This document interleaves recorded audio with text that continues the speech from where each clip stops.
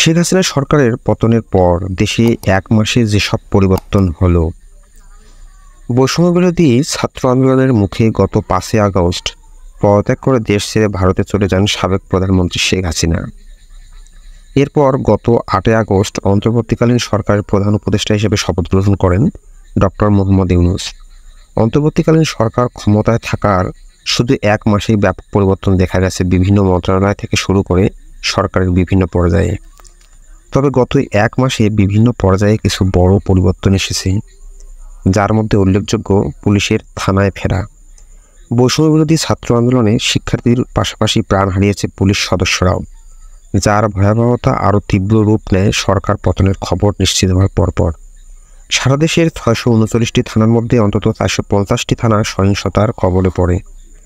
এছাড়া সরকার পতনের আগেই পরেই সহিংসতায় সারা দেশে পুলিশের কমপক্ষে 44 জন সদস্য নিহত হন বলে জানান কর্মকর্তারা। এরপর পুলিশরা নিরাপত্তার দাবিতে কর্মবিরতি পালন করে।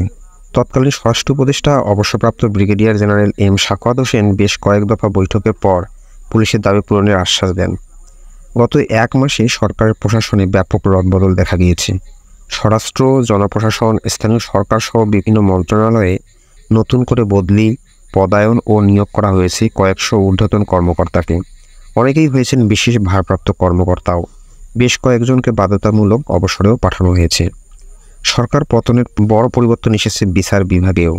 গত 10 আগস্ট পদত্যাগে বাধ্য হন আমলে নিয়োগ পাওয়া প্রধান বিচারপতি ওবায়দুল হাসান।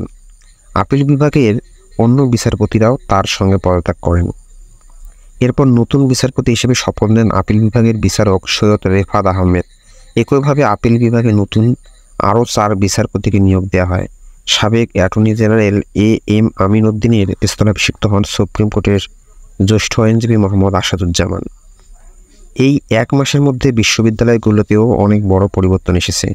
বিশেষ করে সরকার পতনের পর থেকে শিক্ষার্থীদের বিক্ষোভের মুখে গত 4 সপ্তাহে ঢাকা বিশ্ববিদ্যালয় সহ দেশের বেশিরভাগ পাবলিক বিশ্ববিদ্যালয়ের উপাচার্য, সহ উপাচার্য, প্রক্টর সহ শীর্ষ পদের ব্যক্তিরা দায়িত্ব ছেড়ে দিয়েছেন। এর মধ্যে শুধুমাত্র ঢাকা বিশ্ববিদ্যালয়ের উপাচার্য নিয়োগ দেওয়া হয়েছে। বাকি বিশ্ববিদ্যালয়গুলোতে শীঘ্রই নতুন উপাচার্য নিয়োগ হবে, সাংবাদিকদের জানিয়েছেন শিক্ষা ও পরিকল্পনা উপদেষ্টা অধ্যাপক ওয়াহিদ উদ্দিন মাহমুদ। পরিবর্তন এসেছে ব্যাংকগুলোতেও। গত 9 আগস্ট কর্মীদের বিক্ষোভের মুখে পদত্যাগ করেন বাংলাদেশ ব্যাংকের সাবেক গভর্নর আব্দুর রব তালুকদার। তার আগের 2 দিনে ডেপুটি গভর্নর সহ অন্তত 4 জন শীর্ষ কর্মকর্তাকে সাদা কাগজে লিখিত দিয়ে পদত্যাগে বাধ্য করানো হয়। সরকার পতনের পরপর বিচার বিভাগের পরিবর্তনের পাশাপাশি বদলেছে অনেক মামলার রায়। অন্তর্বর্তীকালীন সরকারের প্রধান উপদেষ্টা হিসেবে শপথ নেওয়ার পর আওয়ামী লীগ শাসনামলে শ্রম আইন লঙ্ঘনের মামলায় 6 মাসের কারাদণ্ড পাওয়া ডক্টর মোহাম্মদ ইউনূসের সাজা বাতিল হয়ে যায়। শেখ হাসিনার আমলে জিয়া চ্যারিটেবল ট্রাস্ট দুর্নীতি মামলায় 7 বছরের জেল দেওয়া হয়েছিল বিএনপি চেয়ারপারসন খালেদা জিয়াকে। সরকার পতনের একদিন পরেই রাষ্ট্রপতি তার সাজা মওকুফ করে মুক্তি দেওয়ার নির্দেশ দেন। দুর্নীতির বিষয়েও অনেক বড় পরিবর্তন এসেছে। ক্ষমতা গ্রহণের পর দুর্নীতির বিরুদ্ধে কঠোর অবস্থানের কথা জানিয়েছেন অন্তর্বর্তী সরকার। সরকারি কোনো কাজে যেন আর দুর্নীতি না হয়, সেটি নিশ্চিত করার নির্দেশ দিয়েছেন প্রধান উপদেষ্টা। দুর্নীতির মূলোৎপাটন করে সেবা সহজ করার মাধ্যমে জনগণের সর্বোচ্চ সন্তুষ্টি অর্জন করতে হবে। সরকারি অর্থের সর্বোত্তম ব্যবহার নিশ্চিত করতে হবে।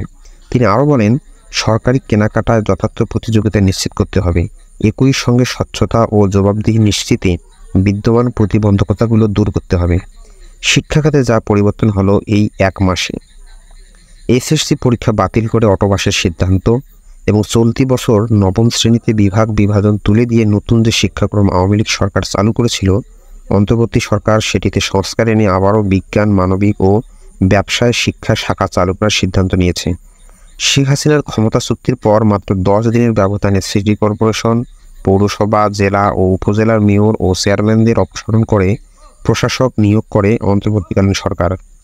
স্থানীয় সরকারের ওই 4টি প্রতিষ্ঠানের পদ থেকে মেয়র ও চেয়ারম্যানদের অপসারণ করা হলেও ইউনিয়ন পরিষদের ইউপি চেয়ারম্যানদের ক্ষেত্রে ভিন্ন নীতি সরকারের।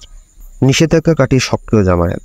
ক্ষমতা হারানোর 4 দিন আগে অনেকটা তড়িঘড়ি করে সন্ত্রাসবিরোধী আইনের 18 নম্বর ধারায় জামায়াতে ইসলামী বাংলাদেশ ও তাদের ছাত্র সংগঠন ইসলামী ছাত্র শিবিরকে নিষিদ্ধ করেছিল আওয়ামী লীগ সরকার। কিন্তু নতুন সরকার ক্ষমতায় বসার 3য় সপ্তাহে এসে সিদ্ধান্ত বদলে গেছে। বাতিল করা হয়েছে আগের প্রজ্ঞাপন। ফলে দলটির নেতাকর্মীরা আবারও সক্রিয় হয়ে উঠেছেন। সারা দেশের পাড়া মহল্লায় তাদেরকে জনসংযোগ করতে দেখা গেছে। 15ই আগস্টের ছুটি বাতিল। 2009 সালে আওয়ামী লীগ ক্ষমতা নেওয়ার পর গত 1.5 দশক ধরে বাংলাদেশের প্রতিষ্ঠাতা রাষ্ট্রপতি শেখ মুজিবুর রহমানের মৃত্যুদিন 15ই আগস্টে সারা দেশে ব্যাপক আয়োজনে শোক দিবস পালিত হতে দেখা গেছে। জাতীয় দিবস হিসেবে ওই দিন সরকারি ছুটিও ঘোষণা করা হয়েছিল, কিন্তু ক্ষমতার পালাবদলের সঙ্গে সঙ্গে সেটিও বদলে গেছে। এমনকি পরিবর্তন আসতে চলেছে আমাদের জাতীয় সঙ্গীতেও। অনেকে বলেছেন এই জাতীয় সঙ্গীতে আমাদের বাংলাদেশের নামটাও নেই। কেউ বলেছেন আবার এই সঙ্গীতে মায়ের কথা বলা হয়েছে, কিন্তু প্রশ্ন, এই মাটা আসলে কে? ভাই, নানা জনে নানান কথা বলেছে, তাই জাতীয় সঙ্গীত পরিবর্তন হবে কিনা সেটা এখন সময়ের ব্যাপার মাত্র।